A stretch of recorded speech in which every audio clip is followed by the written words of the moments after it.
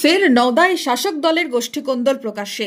অভিযোগ, নওদার বিধায়ক শাহিনা মমতাজ খান অনুগামী নওদা পঞ্চায়েত সমিতির কৃষি কর্মাধ্যক্ষ জেসমিন নাহারকে বৃহস্পতিবার নওদা পঞ্চায়েত সমিতিতে খাদ্য দপ্তরের স্থায়ী কমিটির সভা থেকে অপমান করে বের করে দিয়েছেন নওদা ব্লক তৃণমূল কংগ্রেস সভাপতি ও মুর্শিদাবাদ জেলা পরিষদের শিক্ষা কর্মাধ্যক্ষ শফিউজ্জামান শেখ। শুক্রবার জেসমিন নাহার বহরমপুরে জেলা শাসকের দপ্তরে এসে লিখিতভাবে অভিযোগ দায়ের করলেন শফিউজ্জামান শেখের বিরুদ্ধে। শফিউজ্জামান শেখ আমাদের ব্লক সভাপতি, উনি বসে আছেন আর আমি প্রবেশ করলাম। তো আমি চেয়ারটা নিয়ে বসবো এমন অবস্থায় আমাকে বলা হলো ও এখানে কেন, এখান থেকে চলে যাক, এটা বেড়ে যাক, এটা উনি আমাকে উদ্দেশ্য করেই বলছে।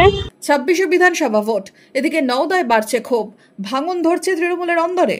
কারণ উনি যখন থেকে দলটা করছে তখন থেকে দলের ভাঙন, দলকেও আমি চাইছি নজরদারি করতে বলছি। এই ধরনের মানুষ যদি দেয় যে ব্যক্তিত্ব হিংসাবাদী যদি মানুষ একটা মহিলাকে দেয় যে অপদস্থ অপমানিত করে ব্লক থেকে বের করে দিয়েছে, তিনিও একটা কর্মদক্ষ, তাহলে তাকে তো ভাবার দরকার আছে যে মানুষেরও মানুষ তো ভাবছে। যদিও এই নিয়ে শফিউজ্জামান শেখের কোনো প্রতিক্রিয়া মেলেনি। এর আগেও একাধিকবার নওদায় বিধায়ক বনাম ব্লক সভাপতির দ্বন্দ্ব প্রকাশ্যে এসেছে, তুঙ্গে উঠেছে তরজা। অভিযোগ পাল্টা অভিযোগে সরগরম হয়েছে নওদার মাটি।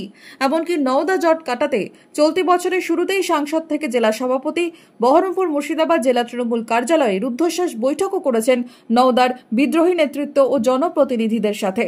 যদিও বছর শেষের আগেই আবার প্রকাশ্যে গোষ্ঠীকোন্দল। বিধানসভা ভোটের আগে এই দ্বন্দ্ব কি অস্বস্তি বাড়াচ্ছে তৃণমূলের অন্দরে? প্রশ্ন রাজনৈতিক মহলে। Bureau report, Madhyabanga news.